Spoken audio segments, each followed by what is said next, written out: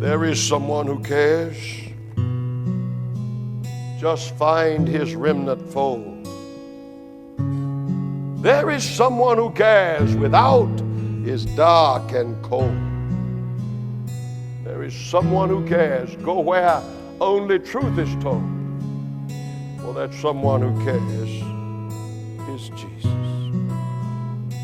There is someone who cares, and his word must be supreme. There is someone who cares. Tradition is the devil's scheme. There is someone who cares about you. Join his obedient team, for that someone who cares is Jesus. Today's study, amadlozi nabathakathi. Istudy sethu namhlanje singamadlozi. Uthini uNkulunkulu ngamadlozi? Sizoqala ngencwadi kaIsaiah chapter 8 verses 19. Ithi la kuIsaiah, ngizoyifunda ngesiZulu. Ithi lapho bethi kini, funani kwabanamadlozi nakubathakathi ababetha imiluzi banyenyeze. Pho abantu abayikufuna uNkulunkulu wabo yini? Kuyiwe kwabafileyo ngabaphilayo na? UIsaiah lo ubeka i-question. Ithi lapho bethi kini, funani kwabanamadlozi nakubathakathi ababetha imiluzi banyenyeze. Pho abantu abayekufuna uNkulunkulu wabo yini? Kuyiwe kwabafileyo ngabaphilayo na? iBhayibheli le izwi likaNkulunkulu, Isaiah chapter 8 verse 19 loyo. Kukhona umuntu kwa-Israyeli owayenkosi, igama lakhe nguSawule. Wenza into engafuna uNkulunkulu. uNkulunkulu wagcina sengamlaleli uSawule, noma sekhuluma noma sethandaza. Ngaleso sikhathi uSamuel umprofeti owayenguye owayethunywa uNkulunkulu kuSawule wayeseshonile. uSawule wayedinga indlela yokuthi angixhumana noNkulunkulu. uSawule wagcina sekahamba ayafuna umbhuli. uNkulunkulu wayemtshele ukuthi makakhiphe abantu abanamadlozi, abakhiphe esizweni kaIsrayeli, ababulali. Wakwenza lokho, kepha ngalesikhathi wayedinga usizo. Wagcina sekahamba waya eEndori, wayofuna umuntu owesifazane owayebhula. Wayehamba ezifihlile, embethe ingubo zabantu abakhomoni nje. Makufika lapha wacela owesifazane loyo ukuthi ambhulele, amkhiphele uSamuel. Owesifazane ngoba unomoya, le mimoya yakhona-ke, wayesebona ukuthi hayi man, wena unguSawule, wayongiqabela amanga, ufuna ukungibulala. Ukuthi wathi angeke, ngiswera ngegama likaJehova, angeke ngize ngibulale, so ngikhiphele uSamuel.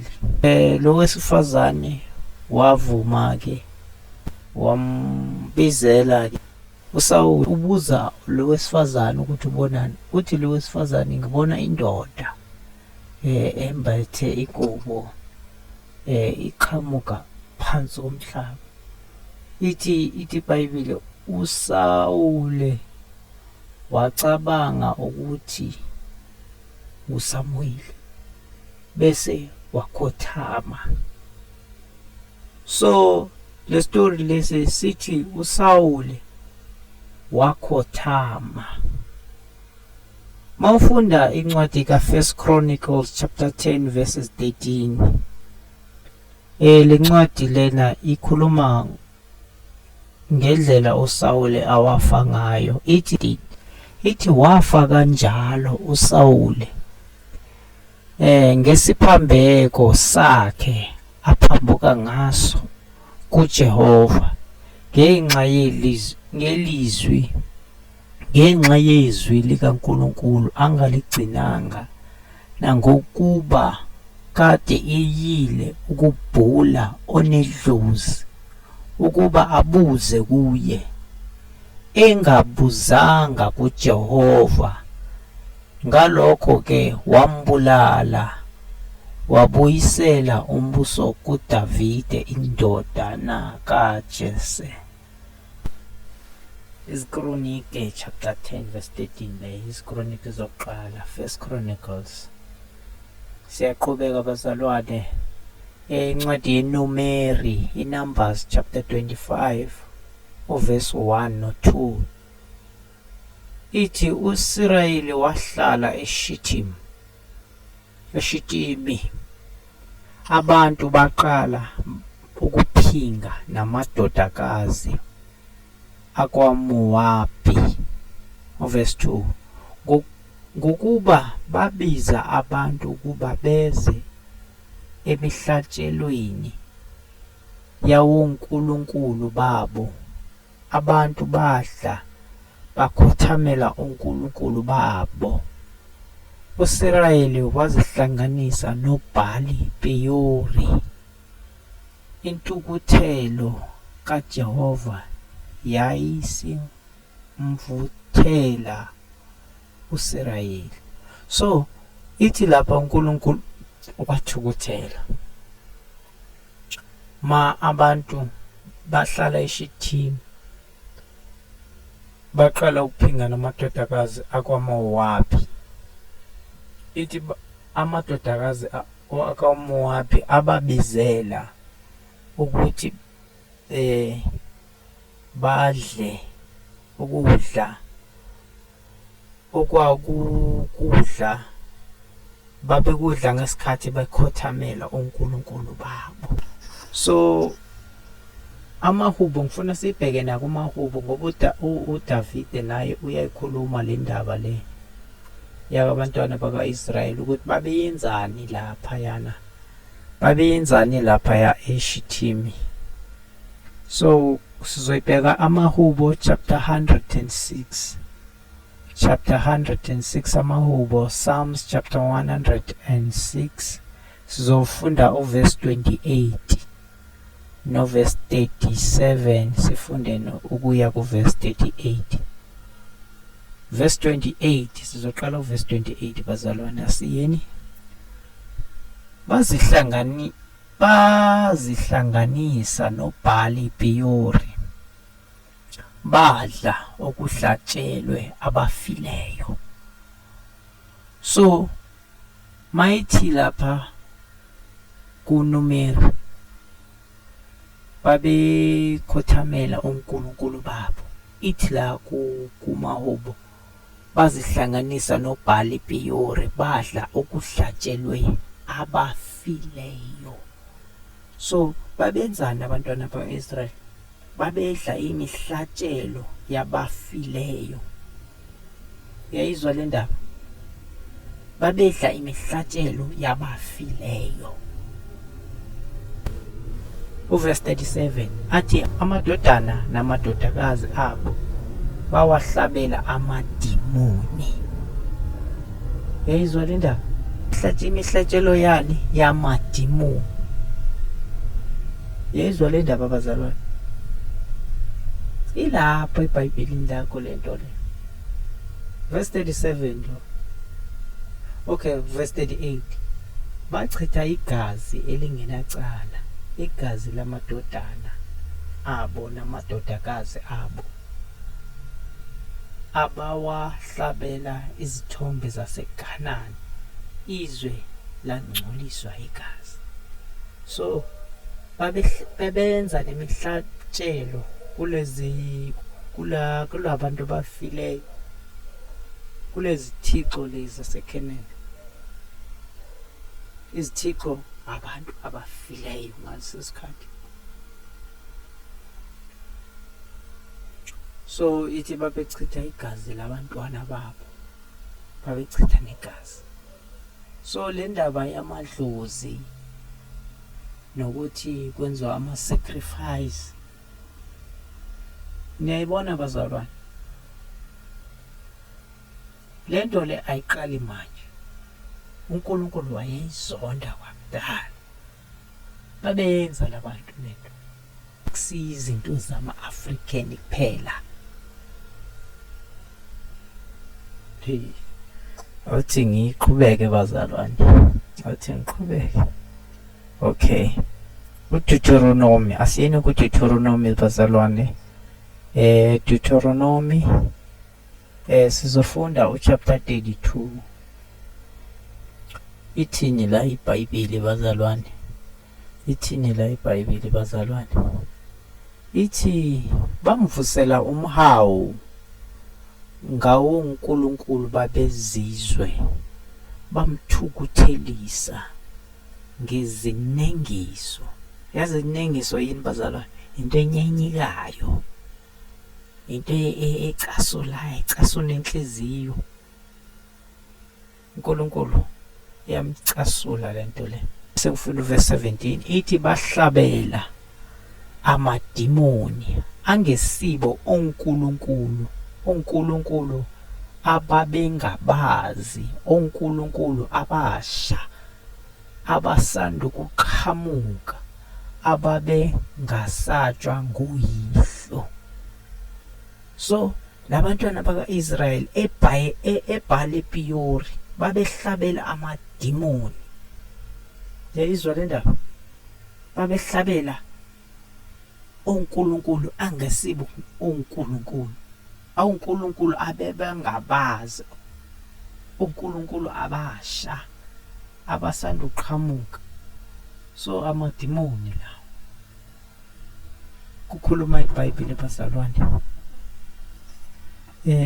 Asiyeni kuLeviticus bazalwane, asiyeni kuLeviticus.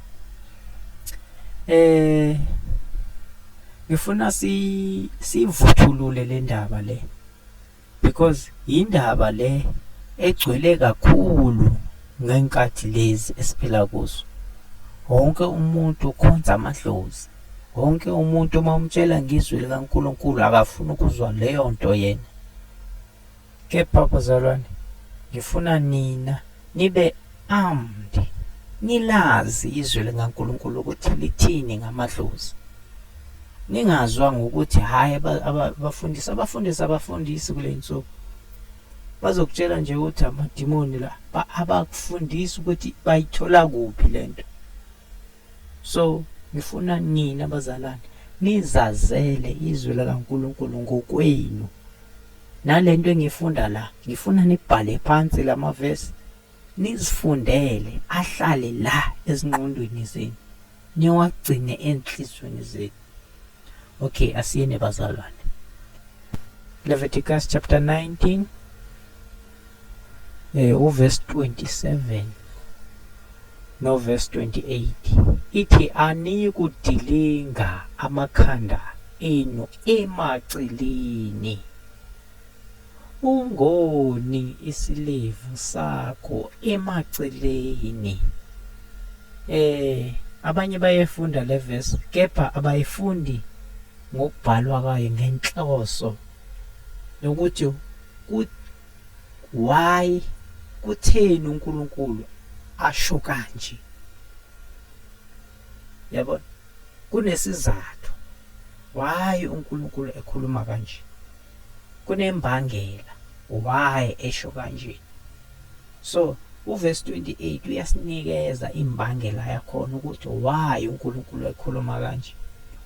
Uthi anikuthi uverse 27 uqala athi anikudilinga amakhanda enu emaceleni, ungoni isilevu sakho emaceleni. Verse 28 asinike imbangela athi anikuzigcaba emizimbeni yenu ngenxa yabafileyo, ningazilobi amabala ngenguJehova. Why? Ngenxa yabafileyo, ungakwenzi ngenxa yabafileyo. Abantu eSouth Africa today bagunda ikhanda ngokuthi kushoniwe. ukuze kuyokhonzwa lapha kungenxa yokuthi kushoniwe. So umuntu oshonile, umuntu osedlulile emhlabeni, isimo sakhe sinjani? Amahubo chapter 146 sizobuka uverse 4 kuphela. Ithi umoya wakhe uyaphuma. Ngempela umuntu makeva umoya uyaphuma ngithi. Ithi yena abuyele emhlabathini wakhe. So ubuyela yena emhlabathini, inyama ebuyela emhlabathini. Mayiqhubeka ithi ngalona lolo suku amacebo akhe ayaphela. So umuntu noma yini bekayiceba, into bekayicabanga, into bekayiplanile, iyaphela ngalolu suku. Umphefumulo mayiphuma, inyama ibuyela phansi. Amacebo walo muntu, yonke into bekayicabanga ukuthi uzoyenza, imicabango yakhe kahle kahle iyaphela ngalolu suku. Umshumayeli, incwadi kaMshumayeli ngesilungu bathi Ecclesiastes chapter 9 sizobuka lapho verse 5 no verse 6. Uverse 5 uthi ngokuba abaphilayo bayazi ukuthi bayakufa, kepha abafileyo abazi lutho. Ungakanani okwaziwa umuntu ofile? Ithi ngokuba abaphilayo bayazi ukuthi bayakufa, kepha abafileyo abazi lutho. So wena muntu ophilayo yazi ukuthi ngelinye ilanga uzofa, kepha ithi ofileyo akazi lutho, futhi akasenawo umvuzo ngokuba ukukhunjulwa kwabo sekukhohlakele. Uthando lwabo nokuzonda kwabo nomhawu wabo sekuphelile, futhi abasenaso isabelo nanini kuko konke okwenziwa phansi kwelanga. So ithi ngokuba abaphilayo bayazi ukuthi bazofa, abafileyo abazi lutho. Kungakanani okwaziwa umuntu ofile? Umuntu ofile akazi next. IBhayibheli leli nawe unalo likhuluma into efanayo. uNkulunkulu akashintshi. Umuntu ofile wazi ongakanani? Akazi next. Ungaya kuye uyocela okuthize, you can't, ngoba akazi next. Mawuya kuye uya kubani? Ithe lapha kwincwadi, lezi ncwadi bese sifunda ekuqaleni, ithi abantwana bakaIsrayeli babekhonza izithixo zase-Baal-Peori, basijoyina no-Baal-Peori, bakhonza amadimoni, bakhonza abafileyo. Kusho iBhayibheli bazalwane. So mawuya lapha wena uyofuna ini? Uyofuna amadimoni, lofuna abafileyo. Abafileyo abazi next, kepha into ozoyithola lapha amadimoni, ngoba yiwo azohlala ngawe. Amadimoni ayasazi sonke la, ayasazi ukuthi besi-acta kanjani, ayasazi ukuthi besi-behave kanjani, and ayakhona ukuthi azishintshe amadimoni, azenze noma yini afuna yona ukuthi ivele kanjalo. So if wena ubushonela umamakho, demon lelo liyamazi umamakho, liyamazi ukuthi bekanjani, bekabehave kanjani. So lingazenza yena ukuthi likhohlise ukuze wena ulahlwe. Ngizofunda uverse 10. Okay, mangichaza uverse 6 qala. Umshumayeli chapter 9 verse 6. Ithi uthando lwabo nokuzonda kwabo. If fana namanje, if bowuthanda umuntu and then ashone, bowushade naye ngithi uma umthanda, iBhayibheli liyakuvumela ukuthi maseshonile ungashada futhi. Akunanto erongo lapho, ngoba uthando lwalo muntu angeke lusaba khona. Uhambile, angeke asabuya futhi until izulu nomhlaba lipheliswe, until lezulu nomhlaba likhona lidluliswe, angeke azabuya. So ungaqhubeka nempilo yakho, ushade omunye. Ithi nokuzonda kwabo, if bekagijimisa ngesibhamu efuna ukubulala and then washona, rest assured, khululeka, ncebeleka, angeke aphinda abuye azokugijimisa ngesibhamu. If ubuyile akusiwuye, uyazi ukuthi idemoni lelo. Niyazwa abazalwane? Okay, right, let's move on. Ithi lapha uMshumayelo chapter 9 uverse 10, asibukeni uverse 10 bazalwane. Ithi konke isandla sakho esifumanayo ukwenza, kwenze ngamandla akho. Konke isandla sakho esifumanayo ukwenza, kwenze ngamandla akho, ngokuba akukho umsebenzi namcabango nakwazi nakuhlakanipha endaweni yabafileyo lapho uyakhona. Akunani bazalwane endaweni yabafileyo? Endaweni yabafileyo akunakuhlakanipha.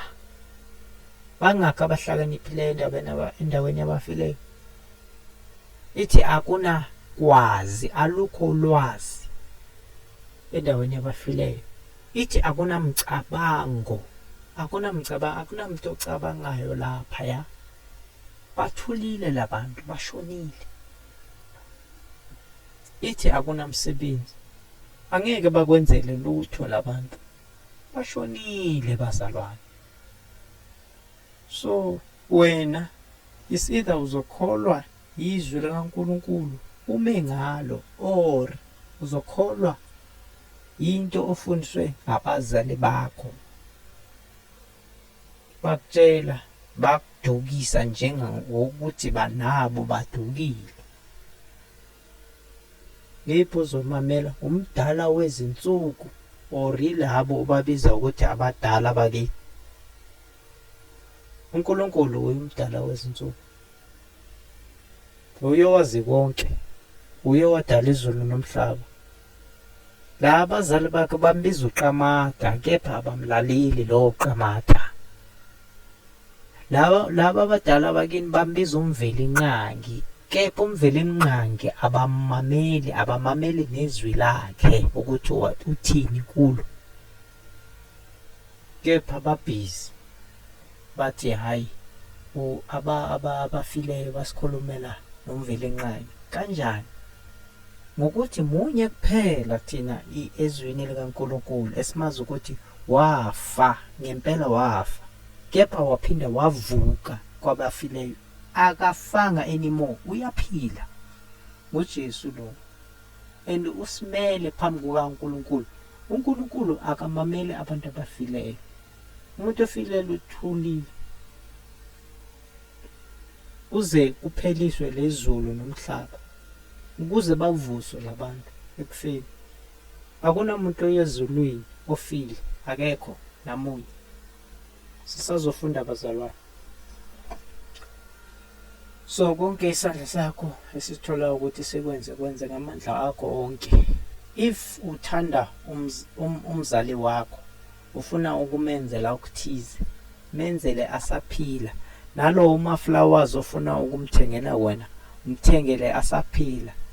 Ungamthengeli ingubo sekashonile, angeke ayizwe leyo ngubo, angeke enjoy, ithenge esaphila, ukuze ayithokozele, ayibone ingubo leyo mthengeleyo. If uyamthanda, ufuna untshela ukuthi uyamthanda, mtshele asaphila, ungamtsheli mazelele lapha ebhokisini. ngoba ngeke akuzwe. Ngeke akuzwe abazalwane. Noma yini ufuna ukumtshela ukuthi I'm sorry for, noma upartner wakho ufuna umtshela ukuthi I'm sorry ngakwenza into embi, ungamtsheli sekalele ethuneni. Abanye benu nibenzela izinto ezinkulu, sebashonile, sebafile, kepha benihluleka ukubenzela besaphila.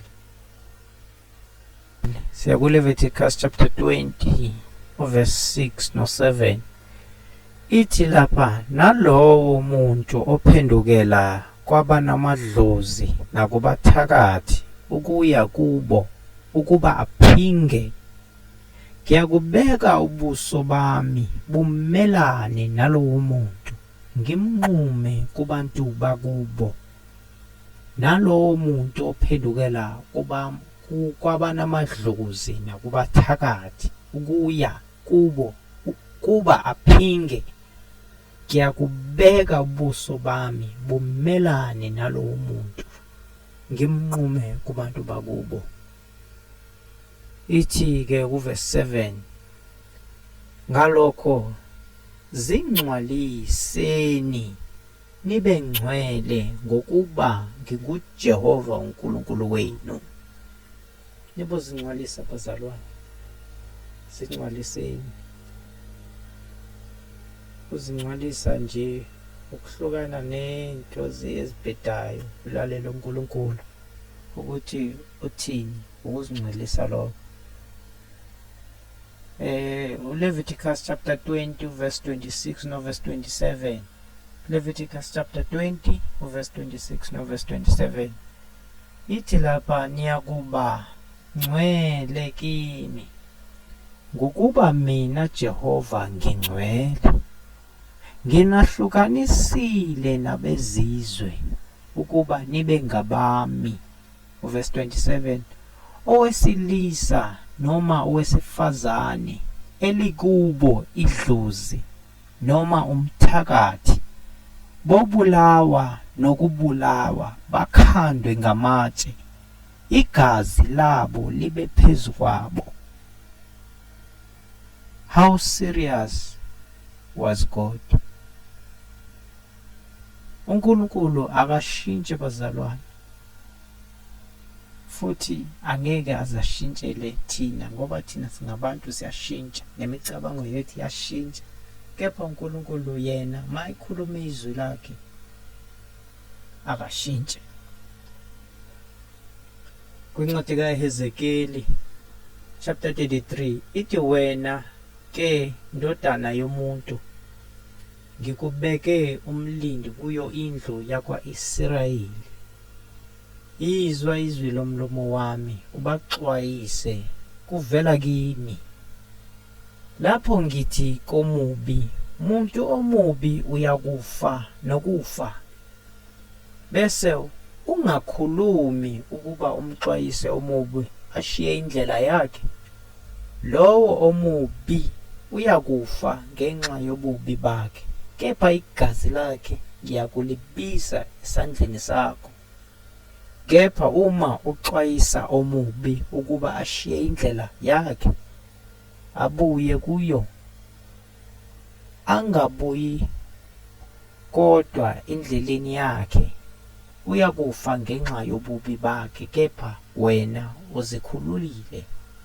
Nami-ke bazalwane sengizikhululile ngoba ngintshilile lezi zinto lezi, angimfihlelanga nakanye. Verse 11, yisho kubo uthi, kuphila kwami isho iNkosi uJehova, angithokozi ngokufa komubi kuphela, ngokubuya komubi endleleni yakhe aze aphile. Buyani ezindleleni zenu ezimbi. Niyakufelani nina ndlu yakwa-Israyeli na? MawukuJesu wena mzalwane, ngowendlu yakwa-Israyeli, uNkulunkulu akathokozi uma kufa umuntu oyisoni esisodwa. Isoni masifa, thina abantu normally makufa umuntu omubi, maybe bamshisa ngamatayera la eSouth Africa siyathokoza sijabule ngoba kubulewe umuntu obe uhlupho emphakathini. Kepha kuNkulunkulu akunantokozo, ezulwini akunantokozo ngoba lo muntu ufele esonweni sakhe, angeke awubone umbuso wezulu. uNkulunkulu akathokozi nakanye. Ithi iBhayibheli mangifuna incwadi kaLuka chapter 15 verse 7 ithi ngithi kini kanjalo kuya kuba khona ukuthokoza ezulwini ngesoni esisinye esiphendukayo. Kunabalungileyo abangamashumi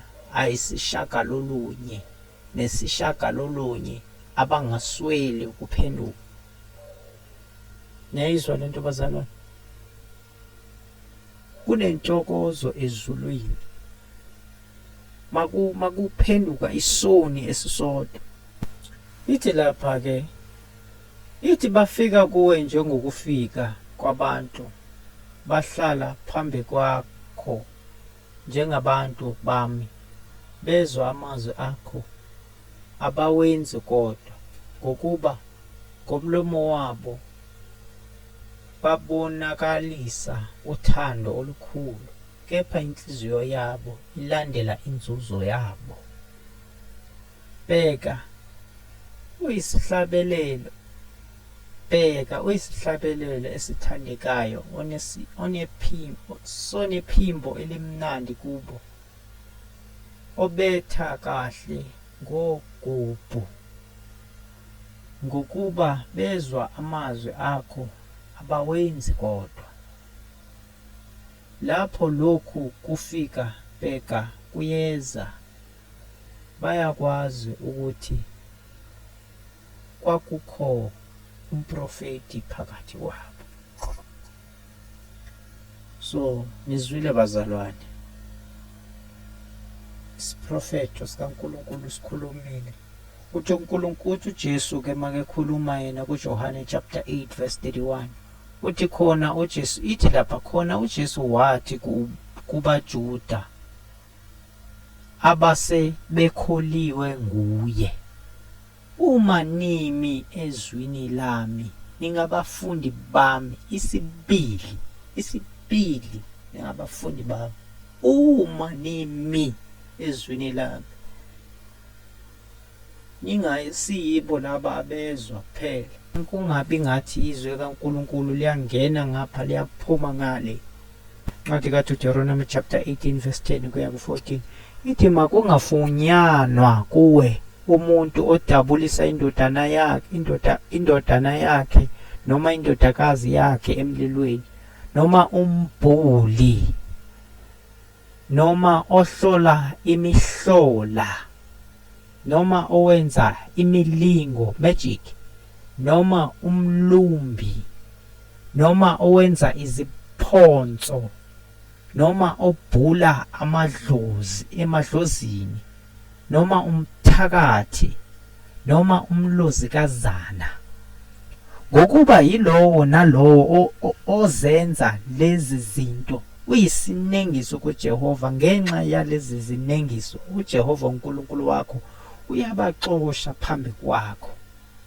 Ithi mawuphelele, uverse 14, mawuphelele kuJehova uNkulunkulu wakho. Ithi kuverse 14, ngokuba lezi zizwe oyakuzidla wena Israyeli ziyabalalela abahlola imihlola namadlozi, kepha wena uJehova uNkulunkulu wakho akakuvumelanga ukwenza kanjalo. Bonke labantu laba bakhona la bayabalalela labantu abahlola imihlola nabanamadlozi, kepha wena uJehova uNkulunkulu wakho akakuvumelanga ukwenza kanjalo. Nezwe bazalwane,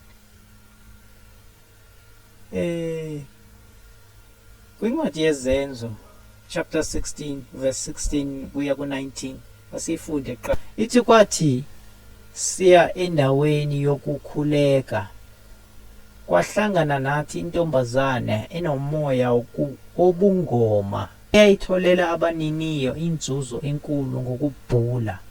17 yona yamlandela uPawulu nathi yamemeza yathi, laba bantu bayizinceku zikaNkulunkulu ophezu konke, ezimemezela kini indlela yensindiso. Verse 18 yakwenza lokho izinsuku eziningi, kepha uPawulu esecasukile waphenduka wathi kumoya, ngiyakuyala egameni likaJesu Kristu ukuba uphume kuyo. Wayesephuma ngaso leso sikhathi. Kwathi abaniniyo sebebonile ukuthi ithemba lenzuzo yabo lemukile, bababamba uPawuli noSila babahudulela ezingcawini phambi kwababusi. Ubona uPawuli noSilas la behamba beshumayela, kuvela intombazana ithi lapha intombazana yayinomoya ubungoma. Le ntombazana yayisibalandela uPawulu noSilas everyday, yayibalandela ikhuluma ngokuthi laba bayizinceku zikaNkulunkulu ophezu konke, laba bamemezela kini indlela yensindiso. So waze wacasuka uPawulu, ecasulwa ngulo moya lo, because ukhuluma iqiniso kepha umoya orongo. Yabona bazalwane, labantu abazinyanga banemimoya, of course. Le mimoya yazi konke okwenzakalayo la emhlabeni, because imimoya yamadimoni iyakhona ukuthi ihambe la emhlabeni, ihambe ilinga abantu, ihambe ibheka ukuthi uSathane actually he studies abantu, he studies indlela abacabanga ngayo, he studies indlela abenza ngayo izinto ukuze azobabekela ama-trap.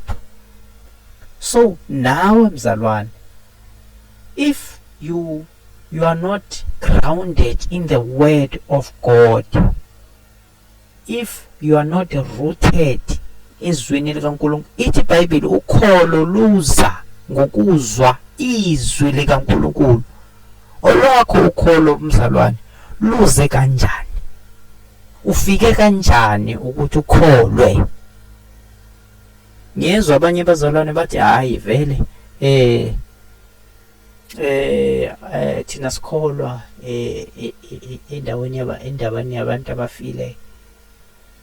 I-reason yakho yokuthi ukholwe ukuzwe ufike kanjani lapho, because ungakholwa kepha ukholo lwakho ukuthola ukuthi it's not founded in the word of God, it's just founded on a hearsay, and the hearsay is not good. That's why ngifuna mina from today lama verse engicela ukufundisa wona uzifundele each and every day, ahlale la engqondweni yakho, uzicabangele. Ungalindi ukuthi uyocabangelwa abefundise emabandleni abangafuni nokufundisa izwi likaNkulunkulu ngokuphelela kwalo. So mzalwane, uNkulunkulu akubusise. Ngizophela la. So ithi iBhayibheli uma bethi kuwe funa konedlozi nakumthakathi obetha umlozi anyenyize, pho umuntu akayi kufuna uNkulunkulu wakhe. Kuyiwe kwabafileyo ngabaphilayo na. U-Isaiah chapter 8 verse 19 loyo siqale ngaye sigcina ngaye. uNkulunkulu anibusise, asithandaze. Baba ungamandla wonke, iSonke sethu Jesu Kristu, ngiyacela Nkosi ukuthi seal these words in the hearts of your children, ubagcine ubalondoloze kuko konke Nkosi abakwenzayo. Baba uhlale bekhumbula umoya ongcwele, uhlale ubakhumbuza Nkosi lamazwi othi wabafundisa wona, bavikele ubakhusele, vikela Nkosi amakhaya wabo, uvikele Nkosi kwimimoya kaSathane Nkosi ezobe ivunguza ngempela ukuthi Nkosi ithathe lamazwi noma Nkosi bavelelwa amaphupho wabazali wabo noma yini Nkosi leyo ezovela after hearing this message and try to take away this message. May you please, dear Lord, remind them of your word. Ukuthi abafileyo Nkosi abanesana sabelo kuko konke okwenzeka phansi kwelanga. Bangakontrolwa Nkosi imimoya engendawo. Ngiyacela Nkosi ukuthi baqiniswe bommeleze ezwini lakho. Bahlale bekhumbula ukuthi akunanto ebizwa isipoki la emhlabeni. Ayikho nakanye ngoba izwi lakho liyiqiniso. Lithi ofileyo akanamcabango, akanalwazi, akanakuhlakanipha. Kepha Nkosi yini lezi zinto esizibonayo? Imimoya yamadimoni, imimoya kaSathane, imimoya yongendawo esivakashela noNkosi noma silele izosiphazamisa. Siyacela Nkosi ukuthi thumele ingelosi zakho ezingcwele sibavikele abantwana bakho, sibalondoloze ngaso sonke isikhathi. Egameni likaJesu Kristu Nkosi yethu ngiyakholeka. Amen. Ngiyabonga mzalwane, ngicela ulike, usubscribe. There is someone who cares, and his word must be supreme. Amen. There is someone who cares. Tradition is the devil's scheme. There is someone who cares about you. Join his obedient team, for that's someone who cares.